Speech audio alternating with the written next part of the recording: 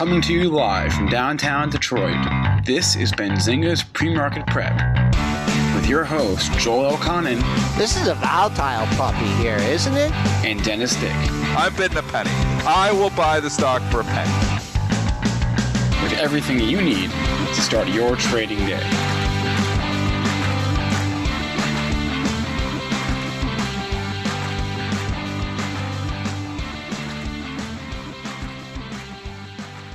Good morning, everybody. Welcome to this Thursday edition of Benzinga's Pre-Market Prep. Spencer Israel, Joel Elconin.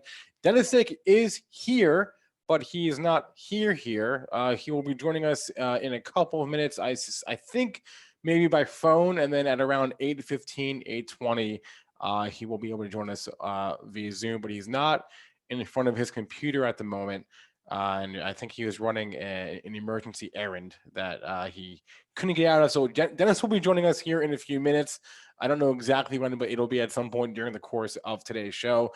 But the show must go on. We've got a lot to discuss. Earnings this morning, or between this morning and the afternoon session, from NVIDIA and L Brands and Alibaba. And GAN trading off this morning ahead of their report. Intel announced a big buyback yesterday, so a lot to discuss. We've got Marc Chaikin from Chaikin Analytics joining us at 8:15. He is a great guest, joins us every other Thursday. Before I throw it to Joel, I want to remind everyone, hit the like button, hit that subscribe button. We appreciate any and all likes and subscribes. And now, Joel, update us on what has happened here in the overnight trading session. Good morning, Spencer. A little bit of a follow through on Wednesday's week close. We're traded down 12 handles here at 33.60.75. Never even saw that close of 72.75. So that's your first area of resistance if we can mount a rally. Pre-market high 70.25. For some reason, around 11 o'clock last night, we dipped to 33.44.75. That's a good 16 points below where we're trading now. So no more continued downside until we see that level. As you can see, we've rallied back nicely here. Moving on to the other markets here, crude is still struggling with that $43 level. Your current high, 42.98, trading down 48 cents at 42.63. Gold getting beat up again after a big down day yesterday, down another $26.50 at 1943.80. Silver in the red as well by a little bit more here on less on a percentage basis, down only 16 cents at 27.18. And you have Bitcoin hanging out for a day here, just around 12,000. It's up $185. 11,875. So Spencer, Yep. Me and you here. Me and you for at least a few minutes.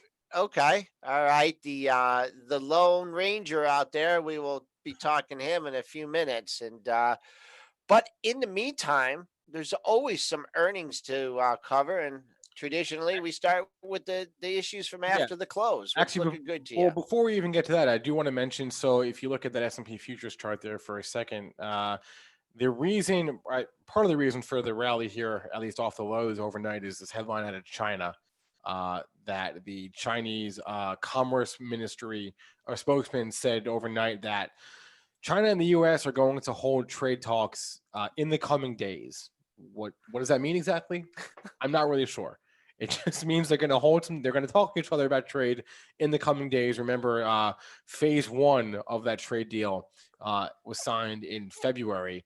And so I guess we're going to be talking about phase two in a few days. So that's seemingly a bullish headline. And I don't know. That's where we stand here on the macro front this morning. We also are going to get jobless claims out today. We had Fed minutes out yesterday, so macro picture a bit muddied as is usual, but that's kind of where we stand here on that. If we want to go to earnings from after the close yesterday, we should probably start with NVIDIA. That was the big one from yesterday's after-hour session. Q2 EPS $2.18 versus $1.97. Sales $3.87 versus $3.65 billion. So beat and a beat on the top and the bottom line. They gave some Q3 sales guidance of $4.4 billion. That was above estimates. They also announced they did not announce a buyback. That was Intel. NVIDIA, beat, and good guns. And we're down here, $3.17. We had a spike up. Now that spike up was just under the $500 level. That came in at 498.99. That's really nice, coinciding with that high that you had yesterday or 2 days ago at 99.84. So definitely a brick wall up here at 500, right? And I think maybe people are like, oh, why is it trading down? Well, this thing was at 440 in the middle of last week, and here you are knocking on the door at 500. Perhaps a little disappointment in no split announced by the company, so maybe that's why it's trading down a little bit. Your after hours low, 475, currently trading $7 off that on the dailies. What do you got here, boy? This is a tough one. Tough one to figure. You got a gap down to 468.19, but I don't know. It's already off the low. I guess just keep an eye on that closing price. That closing price from yesterday was 85.54. So get a hold of that, get above that, and perhaps rally back up and test that close on Tuesday at 490.43. But tough chart here. People, if you're disappointed this is not up, just you're asking for a lot. In fact, it started August at just around 420. I mean, strong performance all around there in terms of the individual segments. Gaming revenue up 26% year over year. Data center revenue up 167% year over year. I mean, the expectations were high and they reported strong numbers. So we've seen that the strong numbers are not always indicative of how the stock will react afterwards. But high bar to clear. The numbers were really good. So I would just say that once again that their street may be disappointed. No split potentially. And then sticking with that sector here, Intel yesterday announced a $10 billion accelerated buyback program. It's not a regular buyback program. It is an accelerated program. They're going to buy back shares even faster. Boy, oh boy, needed a catalyst, right? This thing needed something. Needed something and needed a catalyst here. And they got it. They got a buyback here. 50.57 is where you spiked to, pulled back. I mean, these things, they're not buying back the stock right now. They had to do something, to get the stock going. So you've already leaked almost $1 off that high, trading. No, not quite $1 off that high. So use that high, that pre-market high at 50.57. See if it coincides with any daily highs. No, you haven't been in the 50 handle since July 28th. You had a high at 50.23.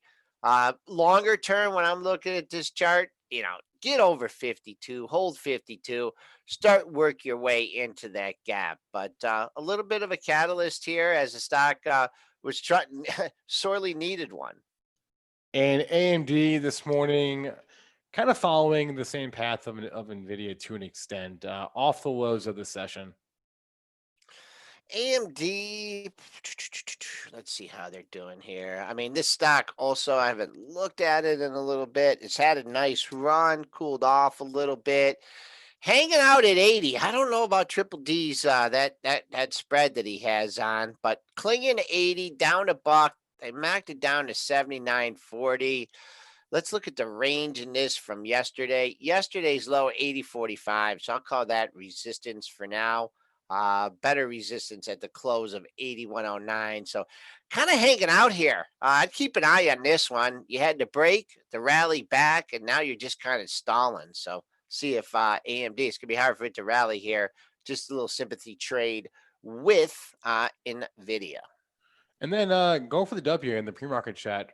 Good memory on this one. Remembering that a couple of years ago, Micron announced their own $10 billion buyback program. That was in May of 2018. And the stock has done pretty much nothing. Yeah, that was in May 18 and it had the bump.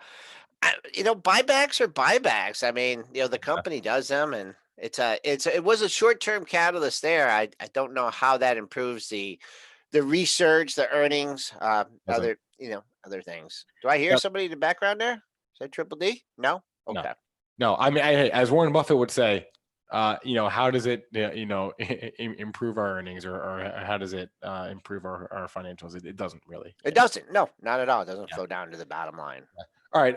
Marc Chaikin will be on with us in a couple of minutes, and then Dennis Dick will be joining us at some point in the hour. Again, I'm not entirely sure when. He was out. He was not at home when he called me. So when he gets home, he will hop on with us here.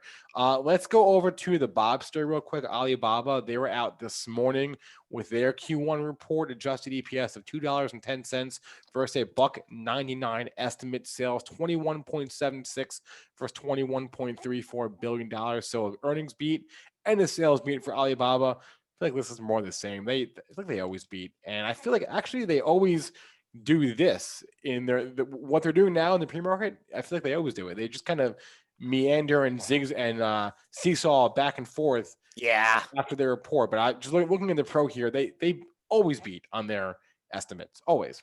Yeah, I was hoping for a little bit more on this one. There was a pair of highs, let's call it just under 266, but sellers stepped ahead of this one. Didn't even get to how high did we get here? We got to 65. So the major resistance would have been these two tops up here. But no can do. It looks like we're peeling back on this one. It is bouncing around pretty good. What is the close from? We're right around the close here. Actually, you got two closes in this area. 260.79. No, one close. 260.79. Get green, stay green. Make a run at yesterday's high at 64.34. Big number on the downside would be 58. I know we breached that in the pre-market. But you do have a pair of lows right at 258 even. I don't know. This is just it's a funky chart. I don't know what to tell you on this one. I guess your major support is at 250. Didn't get anywhere near that in the pre-market trading. Yeah, and you know what? None of these, I feel like none of these Chinese internet stocks like Baba, Baidu, and JD, I feel like their earnings moves don't seem to be too pronounced. Maybe it's just selective perception on my part, but I feel like Baba always just kind of does nothing after its report. Maybe I'm wrong, but that's kind of how it feels. Let's do one more here before we bring on Marc. Let's look at L Brands. This was a surprise. Okay. This was a surprise. They actually made money last quarter, Joel. Their adjusted earnings per share, 25 cents. They made money. They were profitable last quarter on an adjusted basis. The estimate was that they would lose 42 cents per share. So, bit of a surprise on that number. Sales 2.32 versus $2.21 billion. Did not see this one coming. Did not see L Brands being profitable last quarter. Working its way back to my cost basis. I think it's up from $33 or $34. Can't wait to break even on that one. Spike up in the pre-market trading, just under 31 is where you got to 30.85. A buck off that level, boy, oh boy, I don't know. I don't think you're going to get back up there. The recent high of the rebound during the regular session has been 29.14. We are trading above that, so we'll hold 29. Maybe we'll sneak into the 30 handle. But man, this thing has not been over 30 since December of 2018. So there you go, folks. Close over 30 would be great. Like I said, bid on this one for too long, and I'm glad Triple D did not go into my account and sell it like he was going to. Well, if Dennis were here, and maybe when he comes on in a few minutes, he'll say this. He may say, "Sell the rip." Yep. You sell the rip in stocks that are in downtrends. You buy the dip in stocks in uptrends. The L Brands downtrend up this morning. Maybe saw that right. Maybe that works for you. All right. It's 8:15 now. Let's bring on our guest, Marc Chaikin from Chaikin Analytics. Marc, good morning. Hello there, Spencer. How are you? And Joel. We are here. Oh, and actually, now that you mentioned it, all right, I'm going to bring Dennis on too. So, Marc and Dennis are joining us now. Marc, what's on your radar here this morning? Well, I feel compelled to tell you that after 3 years, Tesla has seen its power gauge rating turn bullish as of last Thursday's close, 1621, There you go. after the split was announced. I had Dennis, to good get morning. here in time for Mark. Dennis, good morning. Hi there, I Dennis. had to get here in appreciate time it. for Mark. I was like, I got to get there by 8:15 because I do not like to miss Mark Chaikin. Well, did you hear the news, Dennis? What's the news? The power gauge rating turned bullish on Tesla last Thursday. Chaikin power Boom. gauge rating, 1620. Amazing. There you go. Well, anyways, unbelievable. I mean, Tesla has just been, what do you think? Okay, so the power gauge has turned bullish here now. What do you think? I mean, we got the split. Yeah, and the timing was good, obviously, because on that breakout, so I'm assuming it turned bullish when it started to get through that 1600 area. And Exactly. obviously, and I was looking at it there too, and I was like, man, if you're ever going to go long Tesla, yeah, after they announce a split, now might be the time. And obviously, that would have been a really good call if anybody got long in the 1500, 1600 area, because it's been straight up since the split. This split trade is interesting because Apple announced a split, Tesla announces a split. You've got a lot of stocks that are running. I think speculation, CMG being one of them, except for yesterday when tech pulled back a little bit, but NVIDIA having, outsized runs over AMD now. I think you got this full split trade on. What are your thoughts here? I'd stay with Tesla. The momentum has always been there, at least since the March bottom. And the world is looking at them through a rosy lens. Solar is something that's underappreciated. They made that hugely self-interested acquisition of Elon Musk's other company, the solar company. But that's starting to pay off for them. They've got a lot of money to invest in solar, which is an area of the market that I love, by the way. I mean, instead of beating the Tesla drum, I'd rather talk about First Solar, FSLR. First Solar is just a strong stock. It's reported earnings since I was on last. In fact, almost every stock we've talked about in the last 2 months has reported blowout quarters. And that's impressive. And that's why I think the rally is going to continue. This is, and we talked solar and we can go into that in the details too, but you make a good point here. I think the earnings, this earnings season, the bar was low for a lot of companies, but they weren't and you look at earnings reports like Target yesterday and you're like, wow, some companies actually thrived in this environment, which I think surprised the market to a certain extent. Like, we knew Target was going to be good, but those numbers were just unbelievable. And it is, some of the tech companies are thriving. I obviously back in March, we didn't think any of that could happen. So it's interesting that this market has found a way to, obviously get back to all-time highs despite a pandemic still going on. And despite negative seasonality, I think that's underappreciated, because seasonality works when it works, and when it doesn't, you wonder why. But in this case, guidance, you've got a net guidance spread. 12% of the companies in the S&P raised their guidance. Only 3 lowered their guidance. So you have a net spread of 9%. That's the largest in years.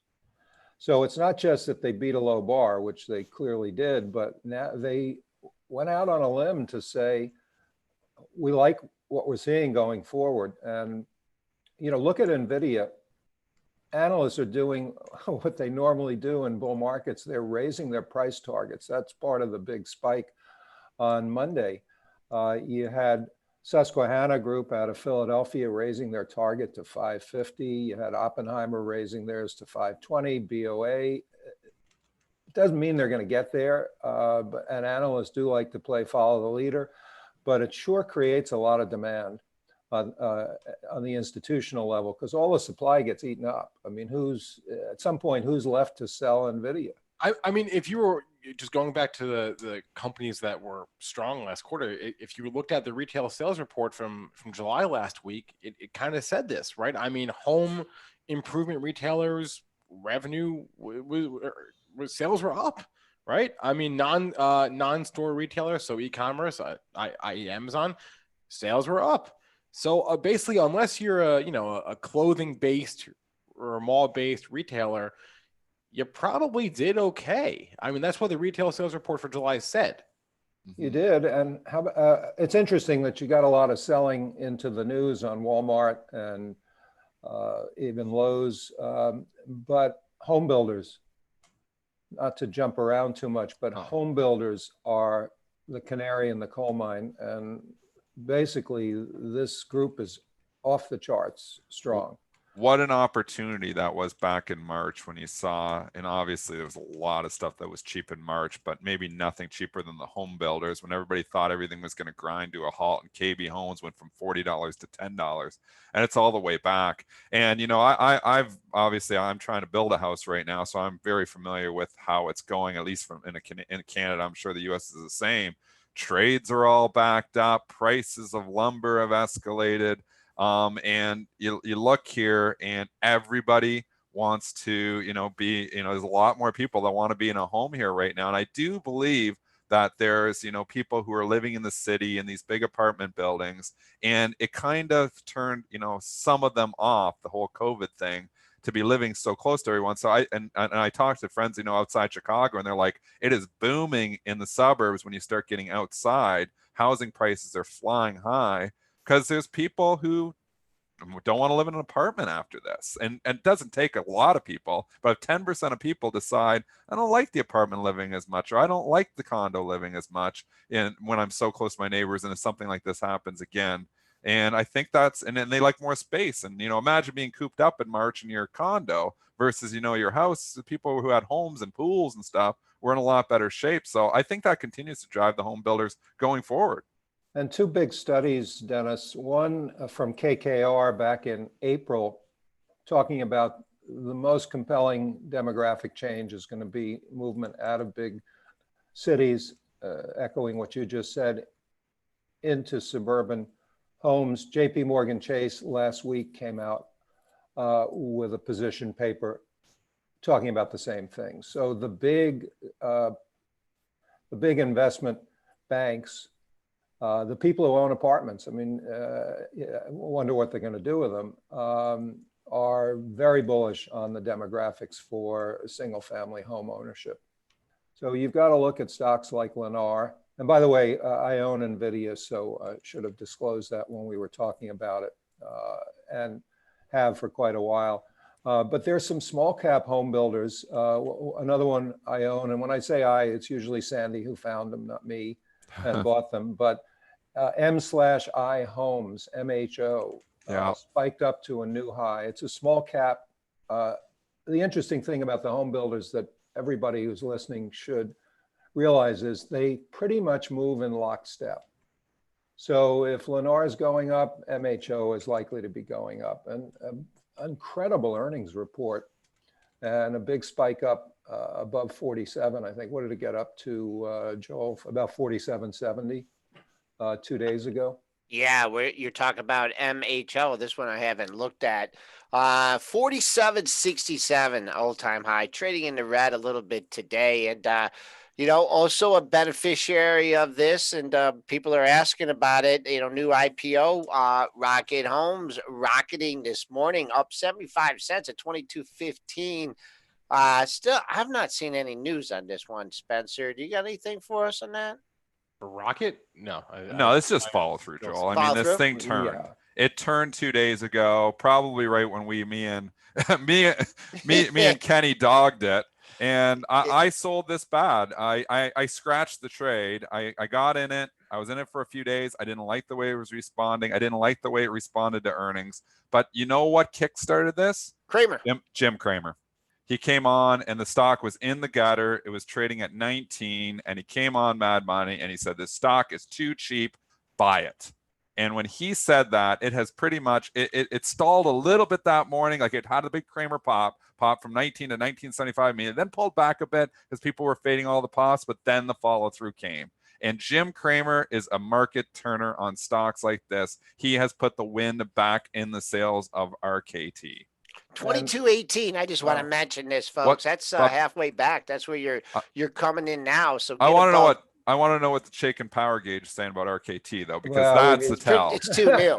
We need it. Is it too new? We need a year's worth of data. You wait a year. But you know what was influencing this? This was a week of housing numbers. In fact, today is the only day we don't have a housing report coming out. They've been wildly bullish, but the weekly mortgage refis were down because interest rates ticked up. So I think that might have affected Rocket.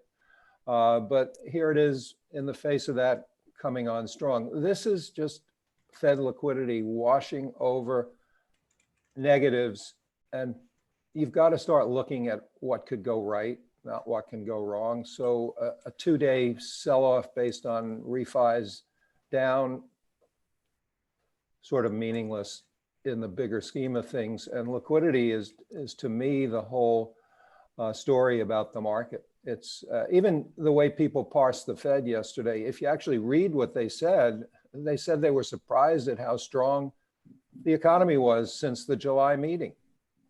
You know, they said the retail sector is stronger than they imagined, but what did people focus on in the short term? Because the market is overextended.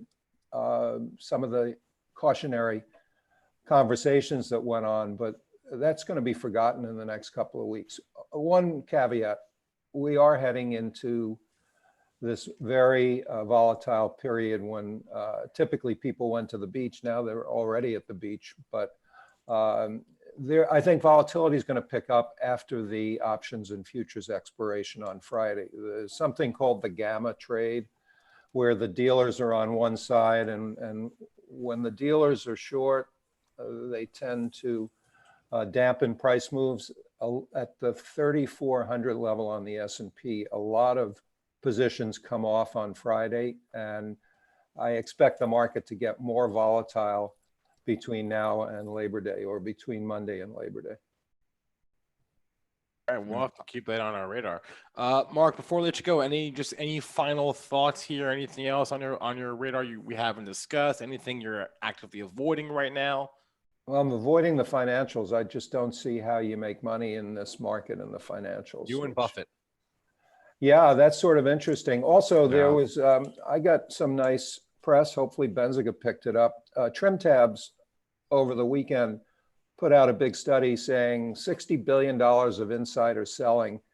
You know, that's a cautionary flag. And I took the opposite side of that trade. I basically said that insiders are the ultimate value investor. They're looking at their own stock and thinking, gee, this is an opportunity to raise some money, but the market keeps going up in the face of that, except when Buffett's selling, because Buffett exited the airlines and the banks. So that's more of an informed opinion than a management who looks at a stock that's just tripled and says, let me get some cash in the bank. So if people are zeroing in on insider activity, I don't think insider selling is as significant as it would normally be. Case in point, I had recommended Qualcomm in my weekly market letter about 6 weeks ago.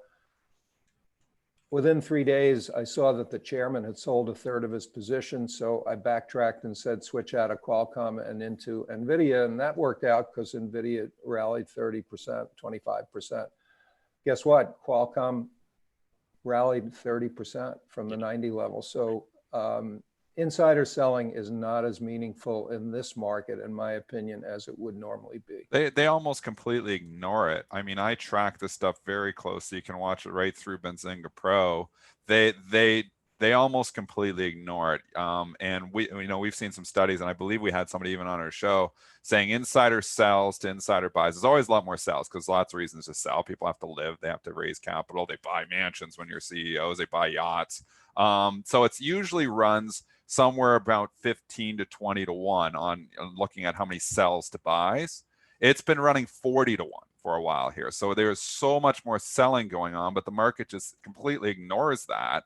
Usually it's a bearish sign when the insiders are selling at this level, but the markets continue to go higher in the face of that, and they're completely ignoring the insider selling. And one final point, the companion to that is that companies are raising an awful lot of money at these levels. Now, if you're the public and you're not invested, then you got to wonder. But from a corporate liquidity point of view, you've got companies like Overstock, Wayfair, mundane companies in the materials business raising money at these price levels. It's quite extraordinary. And that, speaks to companies that are going to be stronger going forward. So, even though insiders are selling, companies are raising money, which I think is very, very bullish going forward. All right, Marc Chaikin is the founder of Chaikin Analytics. You should check out their platform. They got some really great stuff. Chaikin Money Flow, Chaikin Power Gauge, great research for stocks and ETFs. Marc, thanks so much for the time today. Spencer, Joel, Dennis, good luck. Yeah, Thanks, Marc. All right, I want to look at GAN here, just because it is up. What's it up now this morning? Up 6% now this morning. They had a press release at 7 a.m. They announced a new product, basically, or the launch of a new app with PENN Gaming. That's going to pop it. GAN also reports earnings. I believe it's today after the close. That's not do really, they? I didn't have them on my list. I'm not sure how relevant that is to this move. It's not relevant to this move this morning, but that move is based off of the press release. Yeah, they are due to report after the close today. But again, this press release about them launching a new app with PENN Gaming, basically a new client, is what's moving the stock this morning. I mean, PENN Gaming and Portnoy, everybody just continues to talk about it. Obviously mentioned on CNBC, it seems like every hour, and that is really what has pumped that. So anything to do with PENN Gaming right now is going to prop up a stock. Like Jason says, GAN, the thing behind the thing. It started to look good a few days ago. Obviously, it had the nice big candle breakout from when it was consolidating around 20, and that was the time to strike. The next day, it actually gave you a second chance at 2078. I wish I would have took that chance. We know I sold my stock up at 26. I was going to rebuy it. I never did. The problem is you trade so many things and you don't look back at it, and then you miss it. So wish I would have got back in this one. Congratulations to the Bulls. It looks good. Sports betting too. Don't kid yourself. I mean, you're seeing the plays come back too. So it's not only PENN Gaming. DKNG DraftKings is starting to show some life here. It's been a consolidation station, but the chart doesn't look that bad. The LCA that we've been a part of, and I'm still in, has come back substantially from the lows. Obviously, that's still just a SPAC, but it's going to become Golden Nugget Gaming, which is it's not a pure play at all on sports betting, but it's obviously online betting as well, just for casino betting. So, but you see this thing, and, GAN is the thing behind, a lot of these companies here. So if these companies like PENN Gaming, DKNG start doing well and continue to go up, you're going to see GAN follow. And obviously anything, when you link it to PENN Gaming right now, is hot. 26. Now we did trade above that in the pre-market just a couple brackets ago. You got to 26.75. I'm just looking at 3 or 4 highs at that 26 area. That's where we are right now. So let's see, 27.15. That was your high back on July 10th. But important for this one, hold 26 and just keep on going. If you want to just look at this, trying to buy it on a retracement, a pullback, couple highs in the upper 25 or lower 25 handle, 25, 27, 25, 28.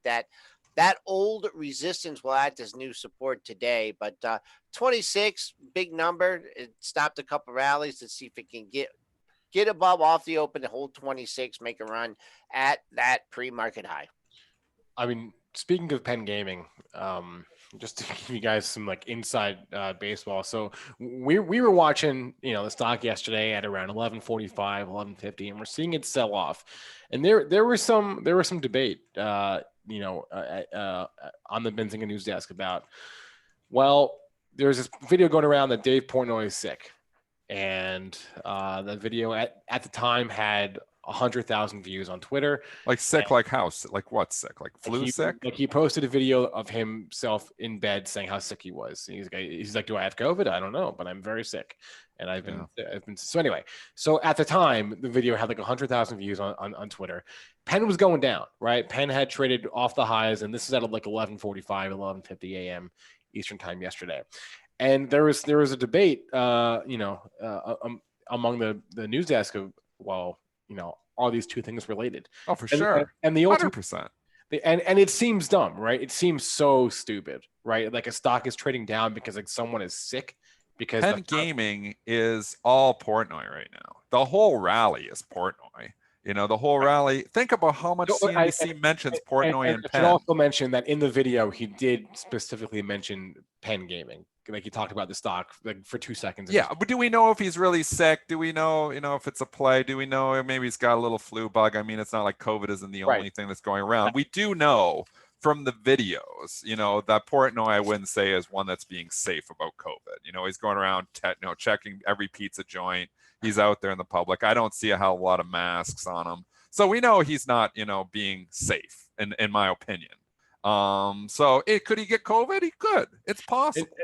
I mean, beyond that though, I mean, there's definitely, I understand the people we say, like some people on our news desk were saying, like, there is no way that the stock can be down because Dave Portnoy is sick, because no, there's 100%, I'm not even 99%. If he came out of the video that he was sick, 100% chance. I'm telling you, that's why the stock was down. So anyway, it's totally linked. PENN Gaming and Portnoy are totally connected, right? So the end of the story is that at 11:57, and this is before, I should mention, this is before everyone else had this out. At 11:57, we had a headline that's saying PENN shares were down as traders circulate a video from Barstool founder Dave Portnoy that he's sick and sure. So anyway, so we ended up we went with a headline. The only thing though too, and that's a headline, that's a fine headline. The Qs were selling off too, so you're going to have the market effect. But I'll tell you, if Dave Portnoy all of a sudden got very sick, PENN Gaming would get hammered. Right. So my first reaction was, okay, well, let's look at what MGM, Las Vegas Sands, Wynn, and they were all down, but not to the extent that PENN was. Right. So, and then fast forward a few hours, and I see this thing. It's everywhere. It's on CNBC. It's on Fox News or Fox Business. I see it everywhere, right? That, Dave Portnoy is sick and the stock is down. And we had that same debate like 3 hours prior.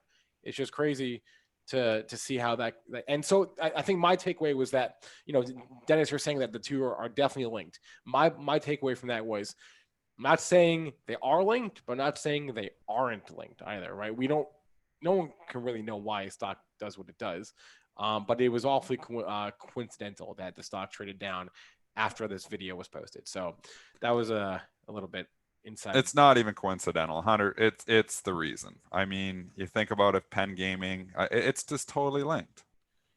Hopefully he's not sick, and hopefully he's doing. I mean, let's just hope that he's doing okay. Yeah. Bottom line here is these stocks are retail driven, so hold on to your hats. PENN, yeah, exactly. PENN, DraftKings, retail driven, so watch out because they can move here intraday. All right, 8:38 here. We'll get to some tickers in the chat in a few minutes. Dennis, what else was on your radar? We already covered Baba, NVIDIA, L Brands. Was there any stocks that we didn't, or Intel as well? Well, I missed the first 10 minutes, so if we go over a stock that I missed, just let me know. You talked Intel? Yep, buyback. Yeah, I'm long the stock. I don't know though. When you look here, just to come back to it here, it hasn't been performing, and now you get a pop on a buyback. It's important that it responds well today. It's important that it holds the gains. It's already back under 50. I mean, this is a little bit of desperation maybe on the part of Intel because they don't have the growth, but they do have the cash. They're trying to get their stock price to come back higher. And it's very important. Today is a very important day for Intel. I agree. We talked about that. It spiked up over $50, got almost 50.57. I mean, it's a sleepy chart. It's already leaked a buck. So I think I'd go your high of the days in there. I think you have to look at some intermediate levels, holding 50. We've leaked right away off it. So I think it's sell the news here. I think so too. Down to $49. It's not nothing to get excited Old about. Tech just doesn't have a story, and right now this market only cares about stories. Mitch knows that. We talk about it all the time. Stories is what matters to this market. What's the Intel story? And somebody's saying, I said, it could be, out of favor for a long time, and they're right. And then I turned around and bought it. Jeremy was on the show, and he was like buying. I was like, you know what? It's maybe cheap enough now. Maybe I will, but I don't like the way it's been responding either. I honestly think I might sell them to the pop here today. We'll see. But I'm watching it very closely here. I'm in from around 49, so I'm actually up in like 70 cents, whoop-de-doo a day. But I mean, I've kind of been wishy-washy on this since I bought it. I bought it a week ago, and I'm just looking, and it's just not responding. I wanted to get back up over 50 with this and hold 50. It's important that it holds 50. Maybe this could be the catalyst to go. So it's kind of like you almost need today's information to say, can they turn this and can they get the momentum going again?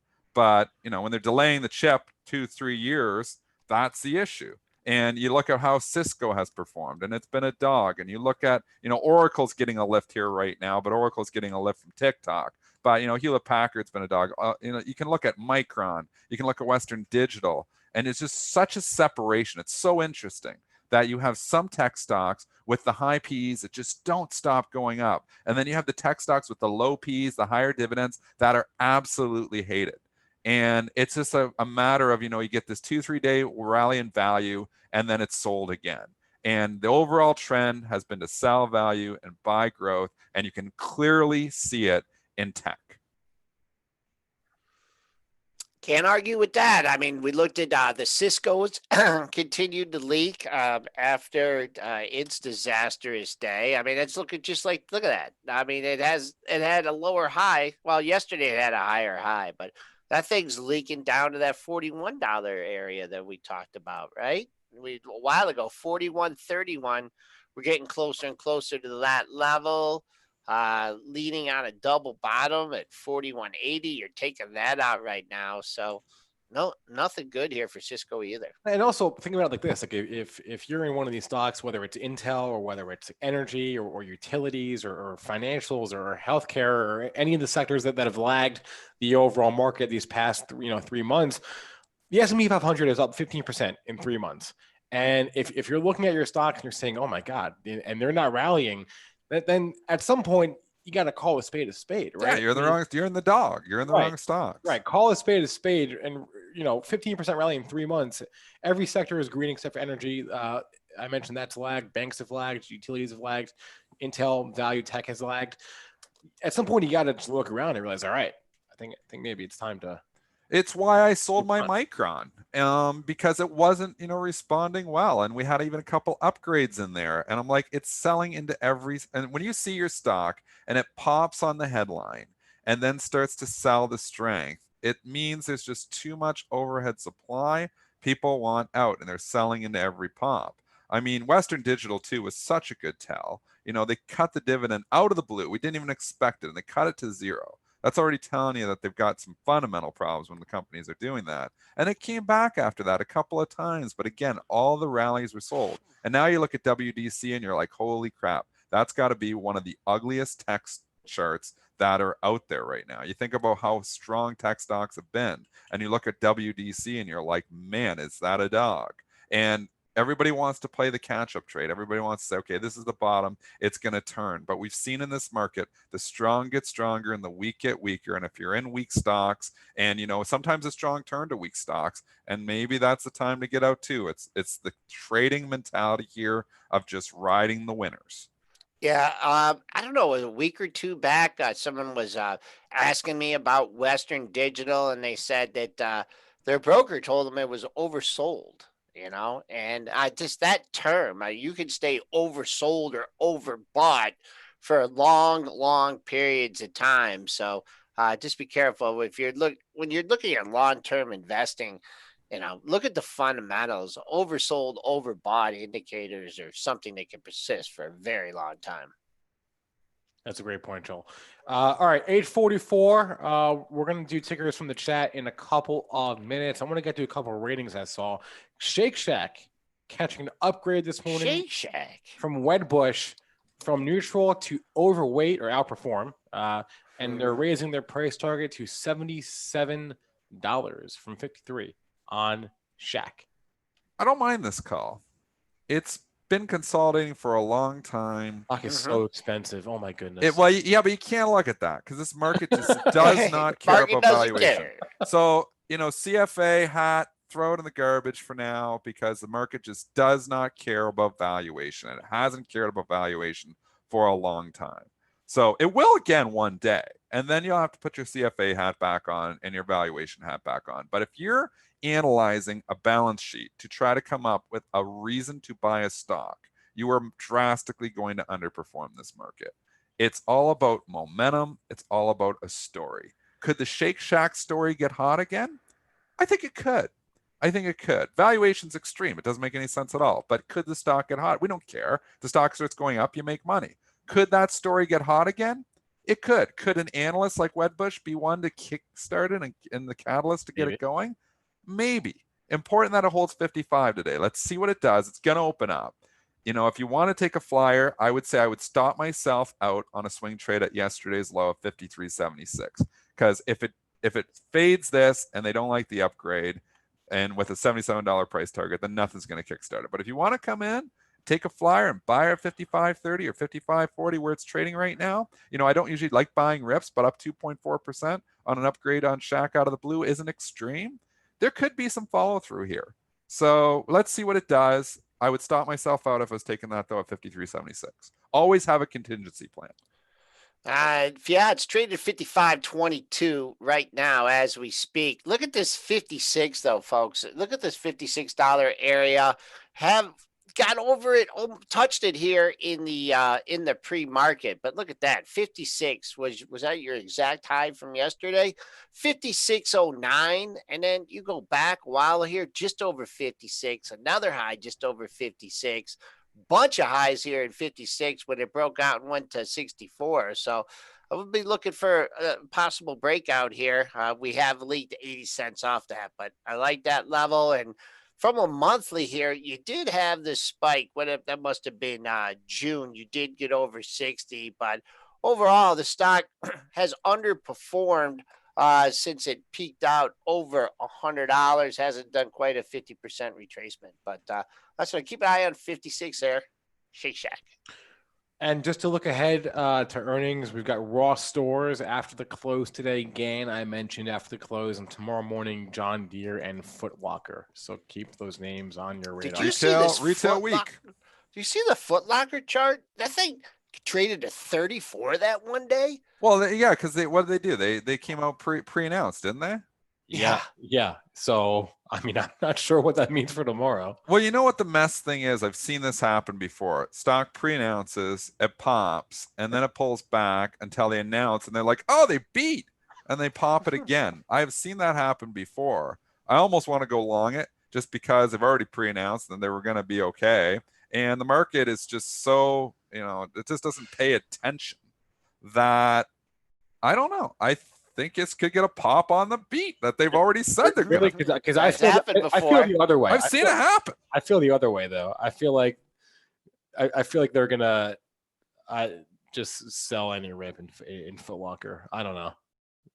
So they announced on August 10th. That's why we have a market, Spencer. So they announced on August 10th that same-store sales last quarter increased 18%, and that they were gonna be profitable. What day was it? That was on August 10th. And yeah, it traded even higher in the pre-market. I remember it got up to this $34 area, but Lincoln came back to the area, the scene of the crime here. So Dennis is right. Sometimes they do, they give the announcement and it moves again. S&Ps are down 13.5 handles. We leaked a little bit, went back to mid-range on the session, now trying to recover. Unemployment claims, I did not see what the numbers were. Spencer, do you have those available? Yeah, jobless claims, it was over 1 million, which was higher than expected. The estimate was for 925,000 jobless claims filed last week. The actual reading was 1.1 million. Continuing claims, just a smidge under 15 million. Man, these numbers, it's crazy how fast we get used to these numbers, but they really are insane when you stop and think about it. 1 million claims filed in a week for like the 15th, 20th week in a row. It's just crazy stuff. All right, let's go to the chat. Before we do that, I'm going to make my usual announcement to hit that like button, hit that subscribe button. I'm hitting the like button right now. The more likes we get, the more tickers we'll talk about. I have to sign in to hit the like button. I didn't sign in yet. You got to do that. You got to sign in. Okay. Yeah, the more likes we get, the more subscribers we get, the more tickers we will discuss. Let's go to the chat and let's look at, let's see, they're all talking about Tesla. We talked about that a little bit. Okay. I don't think we did the technicals on it. I haven't looked at it. We'll just real quick here for your Tesla bulls and bears. Look at that. Matching ranges almost. Taking out a pair of lows. Where were the lows the last two sessions? 18, let's call it 1843. If you're looking for support in this, I don't even know if we'll get that low. Down $7. All-time high, maybe a little seller over 1900 because 2 days in a row it got over 1900 and pulled back. All-time closing high. That was from Tuesday, 1887.09. All right, here's one we have. Hard to be bearish Tesla with that chart. I mean, where are you? Yeah. This got 2,000 on the mind. I think it's going to 2,000, like sooner than later. Okay. Next. I think we all agree. Here's one we haven't looked at for a while. L3 Harris, LHX. This was the merger between L3, right? And so LHX is the new ticker on that. I own it. I'm in from $27 about a decade ago, so I'm going to be holding on to this one. If you're just looking at it just from a technical perspective, you're in consolidation station here. This is a little bit, obviously it's not a reopening trade, but it's not trading. It's trading more with those stocks, and I don't totally know why. I mean, it can perform either way. But I don't mind the chart here. Like I said, I'm on the stock. Why is this? Why do you think this is a reopening? I'll tell you why. Well, I'm just saying I don't know, Joel, but I'm telling you, I have it classified with that because I trade these things all the time and I pair them up, and it's moving with those stocks like a Boeing more. And there should be separation there, but there's not for some reason. Well, I'll tell you why. Because they're like an aviation supplier. There you go.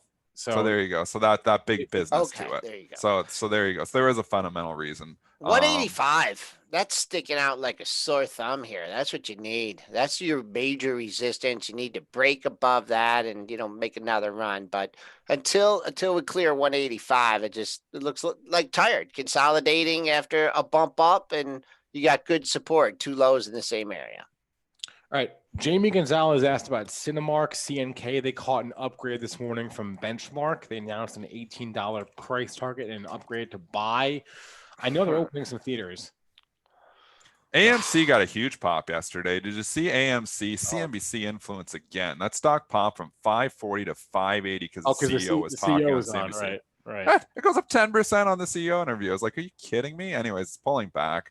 I don't. Again, it's the reopening trade. So if you think we're going to turn around and beat COVID anytime soon, maybe some of these stocks are cheap enough to buy. But if you think COVID's going to stick around for a while, these theaters are bleeding money right now. And the longer that we're still a little bit scared to go to movie theaters, the worse it is for these companies. So instead of, gambling whether, we're going to beat COVID sooner than later, wait till you get the announcement of the vaccine, or, that's what pops these things. All these reopening stocks are just vaccine news. We've been kind of quiet on that front for a week and a half, so maybe we're due for some. But you have support at 10. I'd say below 10, it gets really slippery. Got to clear 12 here. You had that run over 13. Not sure what that was about. On Monday, and then you gap down on Tuesday, quiet yesterday. Trying to hold 11. There's a couple lows there at 1083 and 1101. So there's some support ahead of the low of the move. All right, question. So I've had this AMC gift card for like 9 months, and I keep it on the table right next to my front door. So I see it every day. Do I use this AMC gift card? It's free. I mean, I can go to. You're scared it's gonna be worthless. I don't know. Well, my point is, I see this thing every day. I've had it for like 9 months now. When the theater reopens, are they all open? Are they reopened, the theaters? No, not yet, but they're going to. Okay.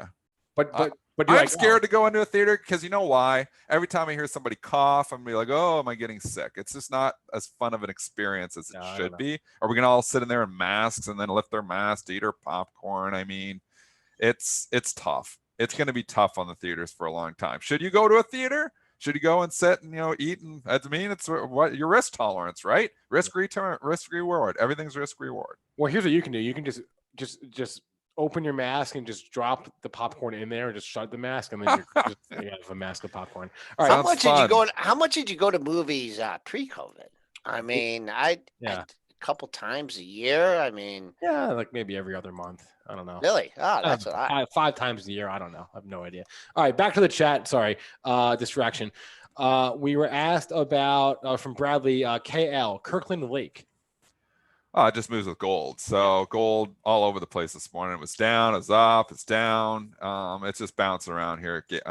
So right now, GLD is absolutely flat. This just moves with gold. Gold got hammered yesterday. You know what was good, though, is the miners held up better than the GLD did. And that's rare to see. Usually you see the miners have a higher beta than GLD, but actually in yesterday's case, a lot of the miners were not down as much as the GLD was on a percentage basis, but absolutely hammered. It makes me more convicted that the gold top is in. So what we saw happen with GLD was the ridiculous run, and silver especially, the ridiculous run from 18 to 27, one of its biggest moves ever in a 3-week period.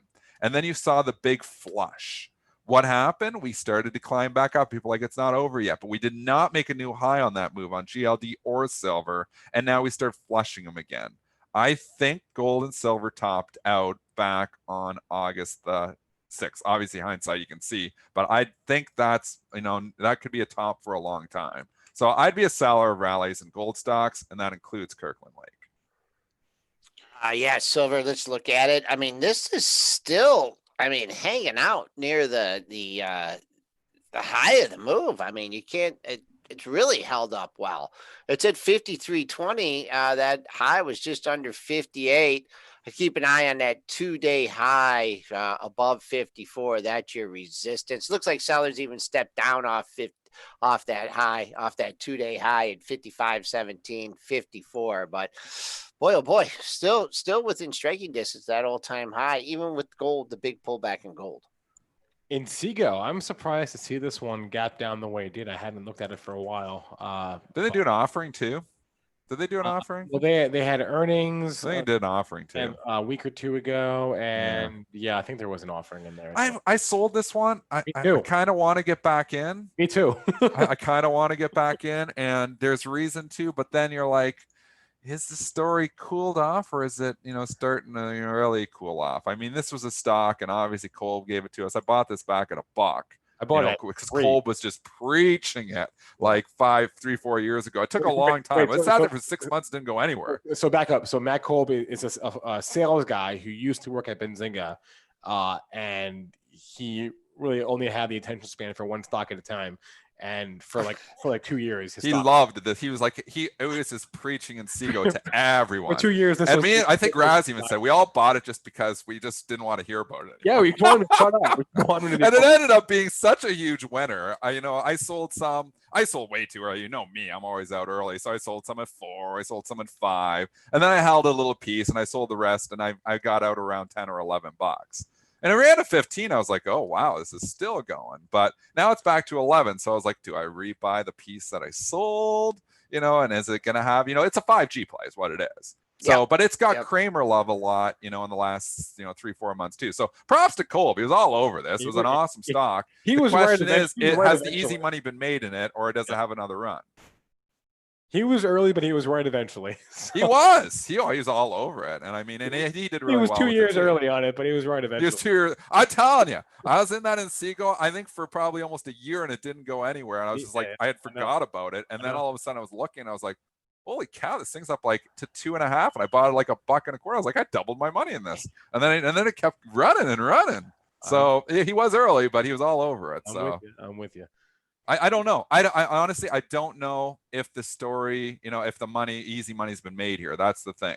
So, because you could see the overhead supply. Yep. You have some overhead supply too. But could the 5G story get hot again? Absolutely. So this could get hot again if that 5G story starts to. So I'm very torn, very on the fence. Talk me into it or talk me out of it.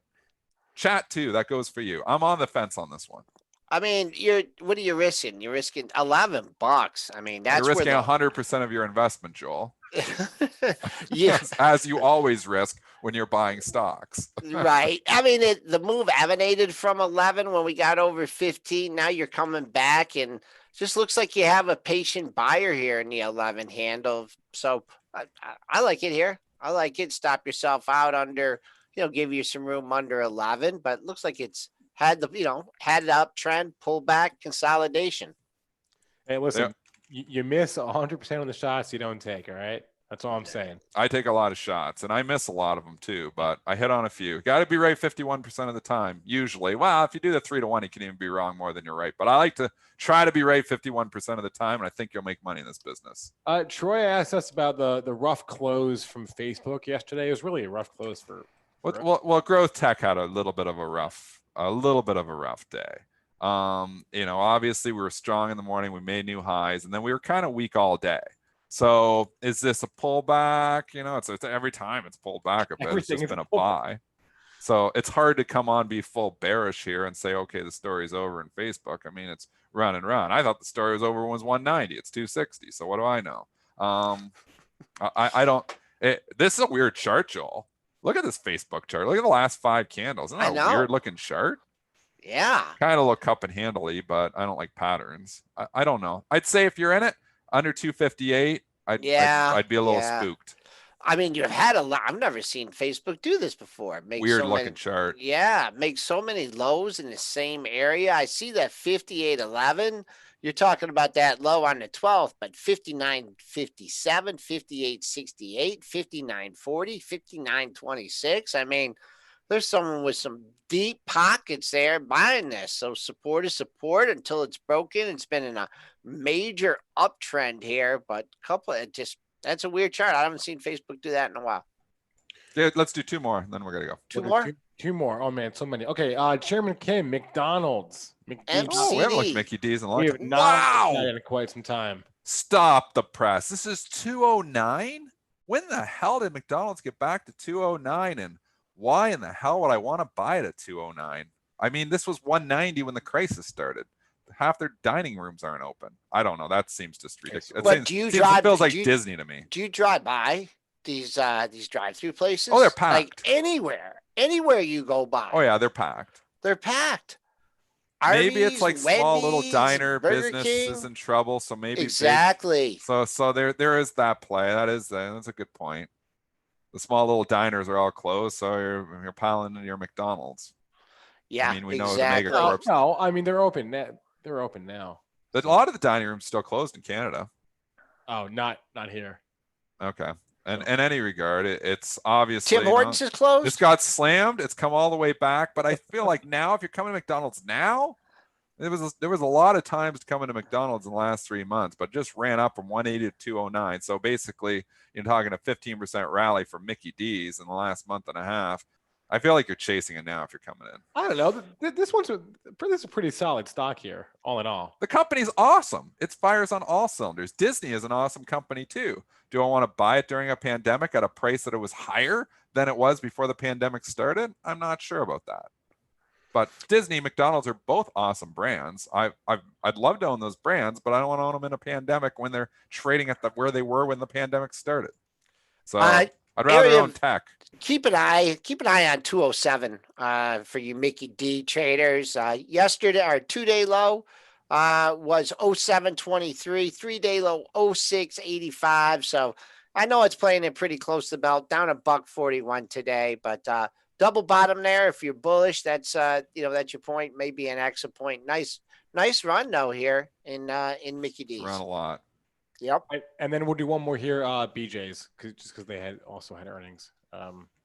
How'd they do? They obviously beat. Yeah, they beat.